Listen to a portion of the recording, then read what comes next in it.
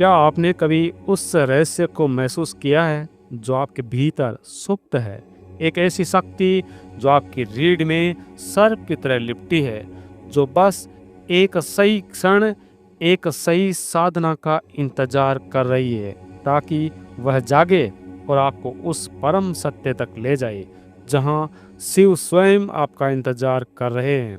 प्रिय सज्जनों, श्रावण मास और शिव का गहरा नाता है।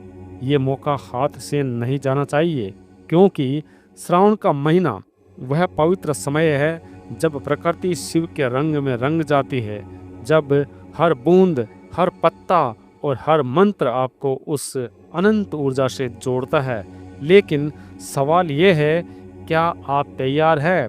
क्या आप उस रहस्य को जानने को तैयार है जो आपकी कुंडलिनी को जगा सकता है? वह साधना, वह मंत्र, वह विधि जो आपके जीवन को हमेशा के लिए बदल देगी। प्रिय सज्जनों, कल्पना करें एक ऐसी यात्रा जहां हर श्वास में ओम नमः शिवाय आपके भीतर की शक्ति को जगाए, जहां हर बेलपत्र, हर प्राणायाम आपको शिव के करीब ले जाए। ये सिर्फ साधना नहीं, यह आपके भीतर छिपे उस शिव को खोजने की कहानी है। यह वह पल है जब आप कहेंगे, शिवोहम, मैं शिव हूँ। तो रुकिए मत, इस श्रावण के पवित्र मास में चलिए साथ मिलकर उस रहस्य को खोले, वह विधि, वह साधना जो आपकी कुंडलिनी को जगा देगी। क्या आप तैयार हैं उस आनंद को अनुभव करने के लिए जो केवल शिव की कृपा से मिलता है? चलिए इस यात्रा को शुरू करें। नमस्कार प्रिय सज्जनों, दिव्य ज्ञान सरोवर में आपका स्वागत है। प्रिय सज्जनों, श्रावण के महीने में शिव साधना और कुंडलिनी जागरण का रहस्य एक आध्यात्मिक यात्रा है। श्रावण का महीना और जब प्रकृति हरियाली की चादर ओढ़ लेती है और आसमान मेघों से सजा होता है, भगवान शिव की भक्ति और साधना का विशेष समय माना जाता है। यह वह समय है जब शिव की ऊर्जा प्रकृति में सबसे अधिक प्रबल होती है और साधना के लिए यह एक सुनहरा अवसर होता है अपनी आध्यात्मिक यात्रा को गहरा करने और कुंडलिनी जागरण जैसे गहन अनुभव की ओर बढ़ने का। प्रिय सज्जनों, इस वीडियो में हम शिव साधना और कुंडलिनी जागरण के रहस्य को विस्तार से जानेंगे, वह भी इस तरह कि आपका मन मंत्र मुग्ध हो जाए, आपकी आत्मा प्रेरित हो और आप जन्म जन्मांतर तक इस आध्यात्मिक यात्रा में डूबे रहे। प्रिय सज्जनों, श्रावण का महीना और शिव का गहरा नाता है, इसलिए श्रावण का महीना शिव का प्रिय महीना है। पौराणिक कथाओं के अनुसार समुद्र मंथन के दौरान जब विष निकला तो भगवान शिव ने उसे अपने कंठ में धारण कर लिया और नीलकंठ कहलाए। ये घटना श्रावण में ही हुई थी और इसीलिए ये महीना उनकी भक्ति के लिए विशेष माना जाता है। शिव जो संहारक और सृजनकर्ता दोनों है, वह आदि और अंत है। उनकी साधना न केवल मन को शांति देती है बल्कि आत्मा को उस परम सत्य की ओर ले जाती है जहां कुंडलिनी जागरण जैसा चमत्कार संभव हो जाता है। प्रिय सज्जनों, श्रावण में प्रकृति की ऊर्जा और शिव की कृपा का संगम होता है। इस समय वातावरण में नकारात्मकता कम होती है और सकारात्मक ऊर्जा का प्रवाह बढ़ता है। यह वह समय है जब साधक अपनी चेतना को ऊपर उठा सकता है और कुंडलिनी शक्ति को जागृत करने की दिशा में कदम बढ़ा सकता है।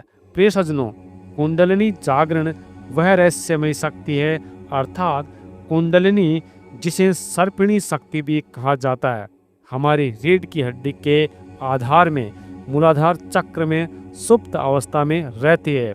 यह वह शक्ति है जो साधक को सामान्य मानव से परम चेतना की ओर ले जाती है।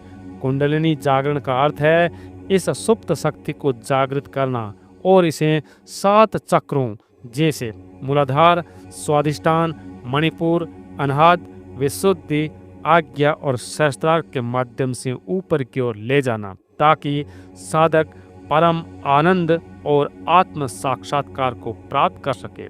प्रिय सज्जनों, शिव साधना और कुंडलिनी जागरण का गहरा संबंध है। शिव जो स्वयं योगी और तपस्वी है, कुंडलिनी के स्वामी माने जाते हैं।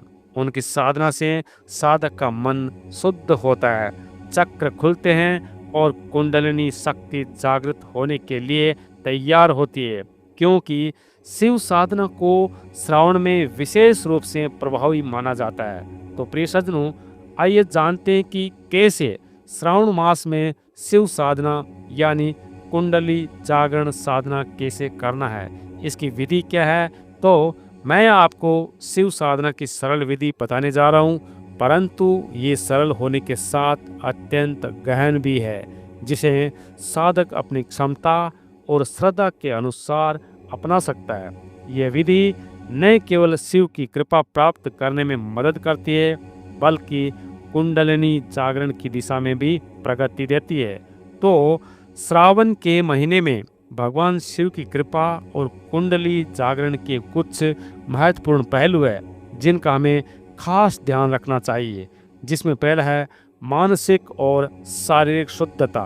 तो हम इसमें सबसे पहले शुद्धता का महत्व समझते हैं। कहने का मतलब है कि शिव साधना का पहला कदम है शुद्धता।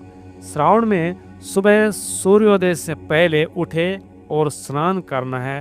गंगा जल या शुद्ध जल से स्नान करें, क्योंकि जल शिव का प्रिय तत्व है। अगला है वस्त्र और वातावरण। तो आप इस पवित्र महीने में स्वच्छ और सादे वस्त्र पहने, सफेद या हल्के रंग के अपने पूजा स्थल को साफ करें और वहां धूप या अगरबत्ती लगाए। अब आइए जानते हैं कि शिव पूजन की तैयारी कैसे करनी है। तो आप सबसे पहले शिवलिंग की स्थापना करें। यदि संभव हो तो अपने घर में शिवलिंग स्थापित करें। यह मिट्टी, पत्थर या पारद यानी पारा का हो सकता है। यदि शिवलिंग उपलब्ध न हो तो शिव की मूर्ति या चित्र का आप उपयोग कर सकते हैं। अब इसमें आपको पूजा सामग्री भी लेनी है, जिसमें आप बेलपत्र, धतूरा, भांग, चंदन, अक्षत यानी चावल, फूल, गंगाजल, दूध, दही, शहद, घी और शक्कर, पंचामृत तैयार करें। प्रिय सज्जनों, आइए अब जानते हैं शिव पूजन की विधि के बारे में। अब आप ध्यान से सुनना। चाहो तो आप वीडियो को लाइक करके रख लो, जो बाद में भी आप सुन सकते हैं या नोटबुक में लिख सकते हैं। तो पूजा में सबसे पहले ध्यान और संकल्प की बात आती है। तो पूजा शुरू करने से पहले आपको शांत बैठना है और शिव का ध्यान करना है। अपनी आंखें बंद करें और कल्पना करें कि शिव आपके सामने है। उनके मस्तक पर चंद्रमा, गंगा उनके जटाओं में बह रही है और सर्प उनके गले में लिपटा है। संकल्प ले कि आप ये साधना कुंडलिनी जागरण और आत्म उन्नति के लिए कर रहे हैं। और अब आप शिवलिंग पर गंगा जल, दूध और पंचामृत से अभिषेक करें। प्रत्येक अभिषेक के साथ ओम नमः शिवाय मंत्र का जाप करें। ये मंत्र शिव की पंच तत्व ऊर्जा को जागृत करता है। इसके बाद भगवान शिव को बेलपत्र अर्पित करें, जो उनकी प्रिय वस्तु है। बेलपत्र को 3 पत्तियों वाला चुने, जो कटी हुई नहीं होनी चाहिए, और इसे ओम नमः शिवाय कहते हुए अर्पित करें। इसके बाद फूल, धतूरा और भांग चढ़ाए, दीपक जलाए और धूप दिखाए। ये आपके मन की नकारात्मकता को दूर करता है और सकारात्मक ऊर्जा को आकर्षित करता है। अब अगर मंत्र जाप और ध्यान की बात करें तो आप कुंडलिनी जागरण के लिए महामृत्युंजय मंत्र, जो अत्यंत प्रभावी है, इस मंत्र का जाप कम से कम 108 बार करें। जैसे ओम त्र्यंबकम यजामहे सुगंधिम पुष्टिवर्धनम उर्वारुकमिव वंदनान मृत्युर्मुक्षीय मामृतात्। तो प्रिय सज्जनों, आपको बता दें कि ये मंत्र न केवल शारीरिक और मानसिक स्वास्थ्य को बढ़ाता है, बल्कि चक्रों को भी संतुलित करता है। ओम नमः शिवाय पंचाक्षर मंत्र शिव की समस्त शक्तियों का प्रतीक है।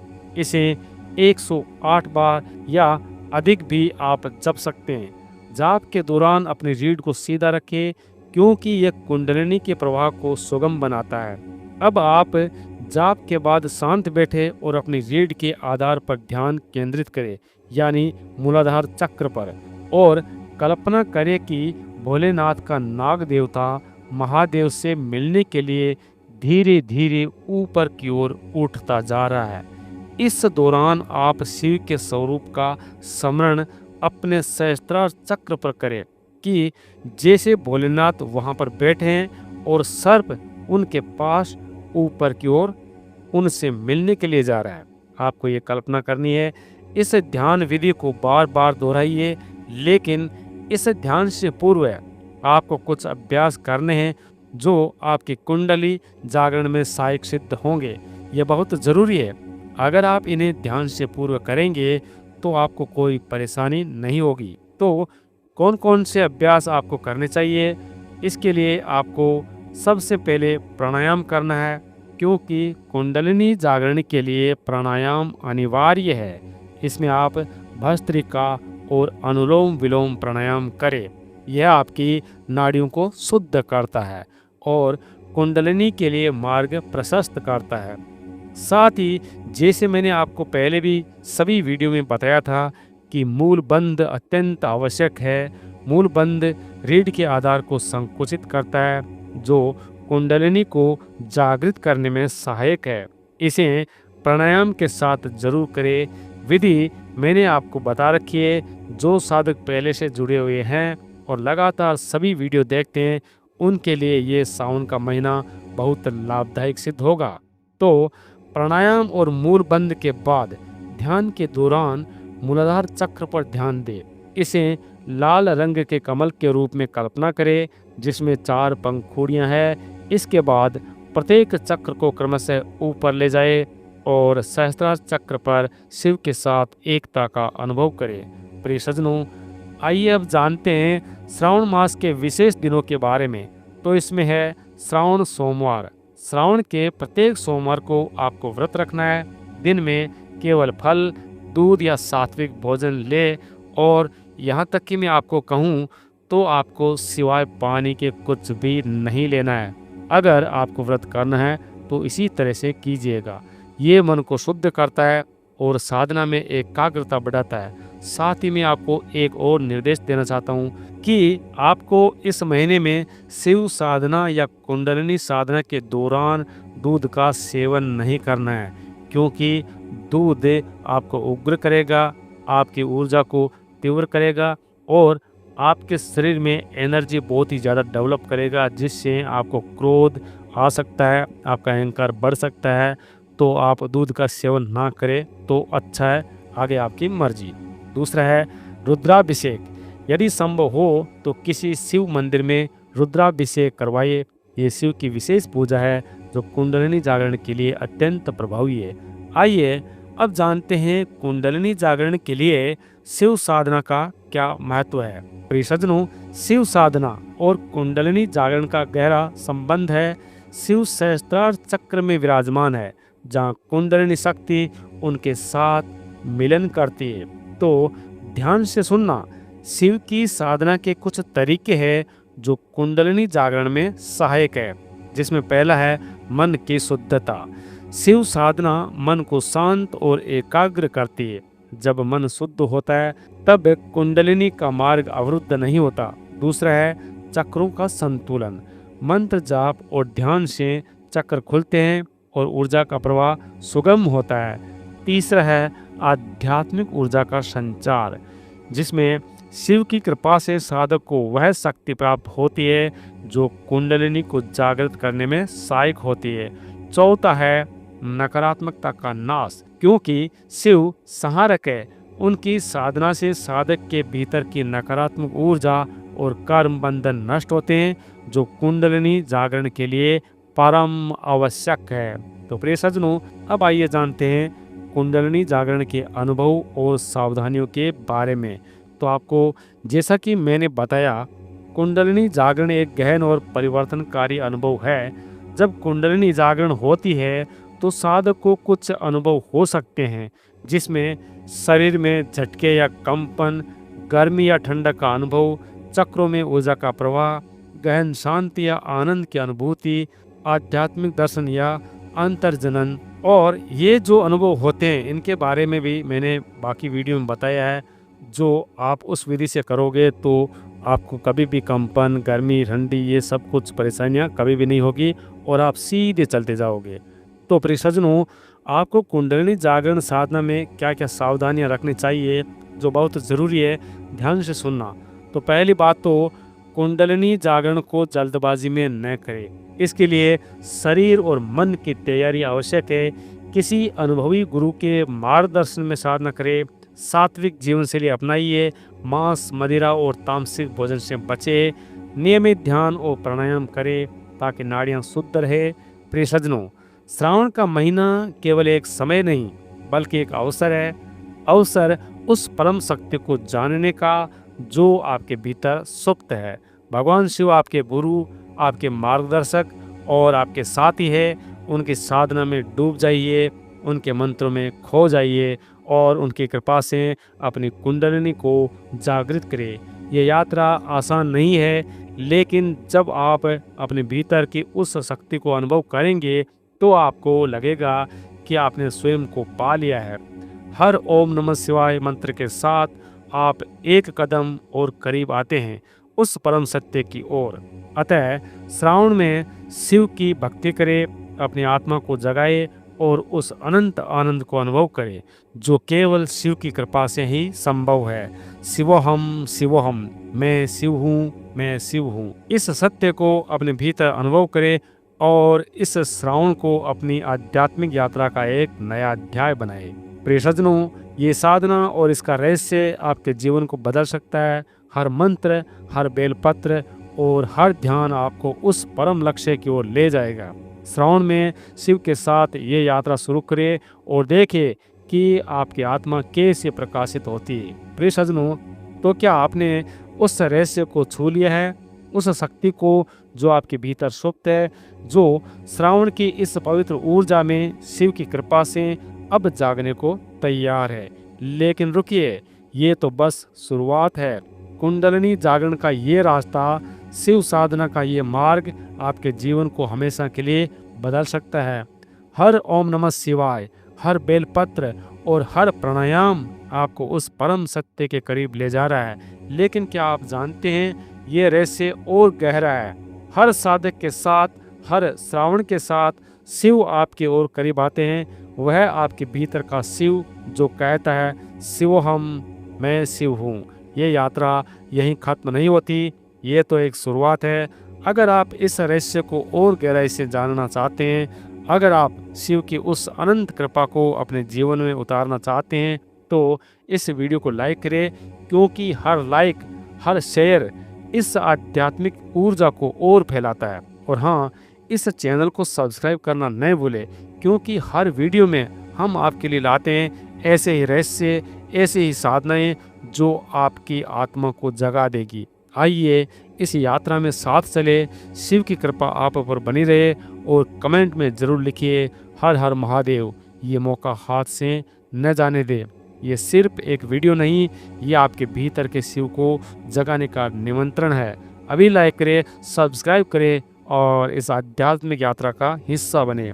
प्रिय सज्जनों, यहाँ तक हमारे साथ बने रहने के लिए आपका आभार, धन्यवाद।